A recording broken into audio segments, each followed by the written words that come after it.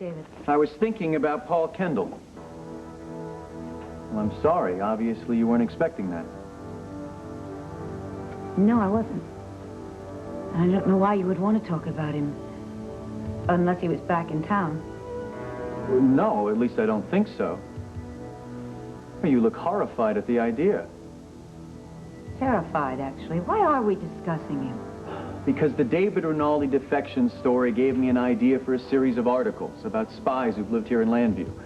It'll cover various agents and how they've been affected by people's lives here. Mm-hmm. And of course you want to keep the hype about Kathy's father going. No, just the opposite. I thought this might take the spotlight off of David and Jenny for a while. Yes, well, let's keep the spotlight off of Paul Kendall as well. Why? I heard that you cared about him, Dorian. That you were possibly the last person to see him before he disappeared. Yes, I saw him. His face was bandaged. There was blood all over him. I can see it as clearly now as if it was yesterday. 1979, wasn't it? Yes. I had flown down to San Carlos with Peter Jansen to try and find Paul and help him, but it was too late. Paul was very bitter. He even had the rather horrible notion that I was glad that he was hurt, that I was enjoying seeing him suffer. And you said that his face was covered with bandages? What was left of it. It took me years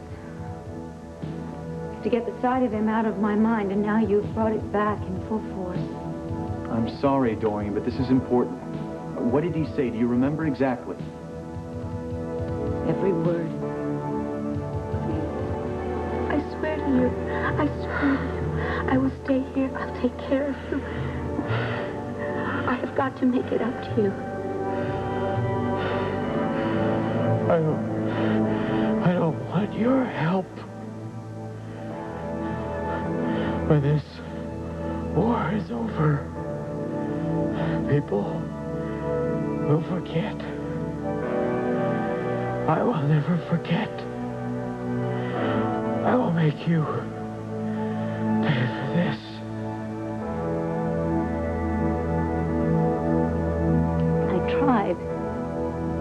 I tried to help him.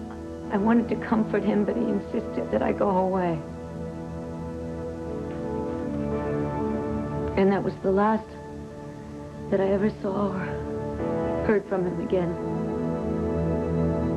I was investing in something that Adam said would make a sure profit. Well, I can understand why Paul Kendall would see it otherwise. Yes, but I mean, I went down there to find him. I endangered my own life to help him. Doesn't that prove something? It's true. To Paul, that would just seem a sure sign of guilt. Now, you said that he made you leave. Do you know what happened to him afterwards? He needed plastic surgery. He probably has a new face by now. And you're sure that he's alive? I think I would have heard if he wasn't. I hope he is. I hope he's alive and well, living somewhere happily, and that he's forgotten about me. Well, obviously, he didn't make good on his threat. So I used to have nightmares about it. I would see his face, grotesque, his hands bloody, reaching out for my throat. Could we stop talking about this, all right? And do you have to do this article? I'll mention that you saw him in San Carlos, and I won't give it much space, I promise. Thank you. So, how's Cassie doing? Oh, my poor darling daughter. She loves David so much, she wishes that she were a commando so she could go to Vienna and blast him out of hiding. Are you as certain as Cassie that he hasn't chosen to defect? Dorian! Dorian. Just a minute, Connie. I'm finishing a thank you note. I think you're going to really want to see this. It was taped to your front door. Oh, my goodness. The post office is finding rather odd ways to deliver the mail, don't you think? Yeah, I mean, there's no postage, not even a return address. Perhaps it was hand-delivered. Well, that's strange. I mean, why wouldn't they just ring the bell if it was so important to be delivered? Dorian?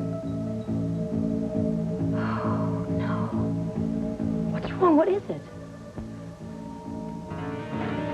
Plain envelope, plain paper. But the message... Dorian, you're really scaring me. What's wrong? They say time heals all wounds.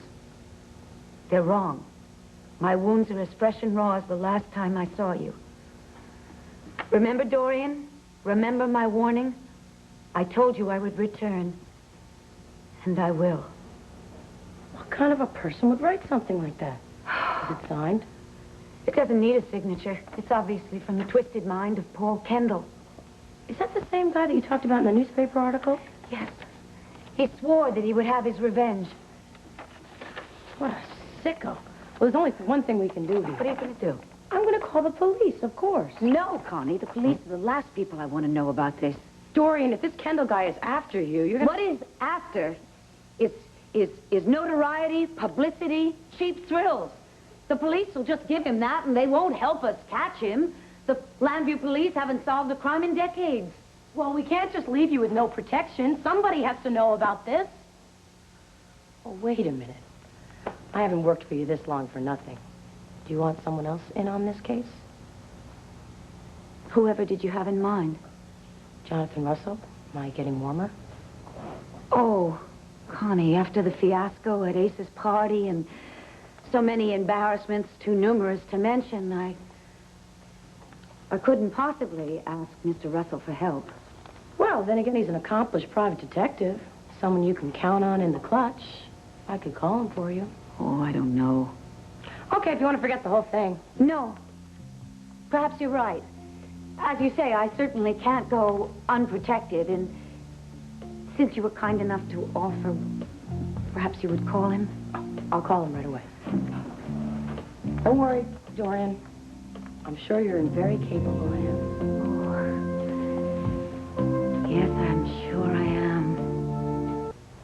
He's too busy to come over, right? Mr. Russell said to stay right here and don't let anyone in until he gets here. Oh, good. I mean, thank goodness. I will certainly be able to breathe easier once he gets here. Well, don't worry, I'll also be here. Oh, no, that's not necessary, Connie. Dorian, I'm not going to leave you alone here with some maniac still out there. Oh, that's very considerate of you, dear, but Emma is here, and I can call her, ask her for anything that I need. But I can see that that letter upsets you very much. I will be all right, I assure you, once Jonathan gets here and solves the mystery. Well, what if there isn't any mystery about this? I mean, what if this Paul Kendall really did write that letter? Or maybe some crank read the article and posted that on your door. There are a lot of sick chickens out there, Dorian. I know. That's why I'm sure that Jonathan is the one to handle it. Are you sure you want me to go? Yes, absolutely. I mean, what can you do here except keep me company while we worry, and that won't do any good. All right. I guess you don't need me adding to your problems.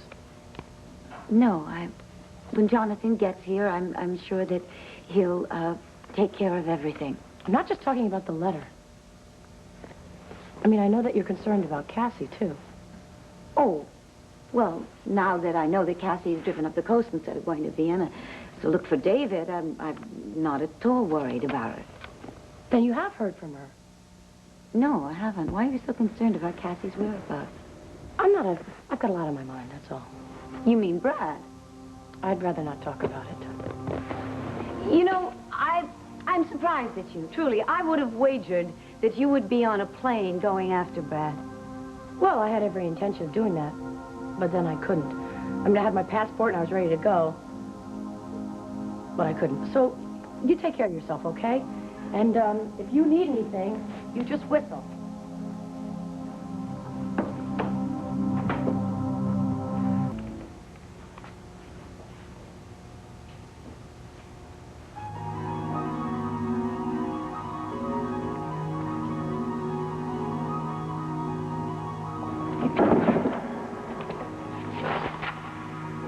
Time heals all wounds, but they are wrong.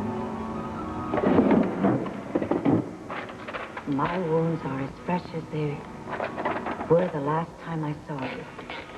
That's very good. Remember my warning? I told you that I would return, and I will. Oh, that's Dorian, your maid said to come right in. Are you all right? Oh, Jonathan. Jonathan, thank you so much for rushing right over. I've been absolutely frantic. All right, take it easy now. What's wrong? Here, read this. I think it'll tell you the whole story.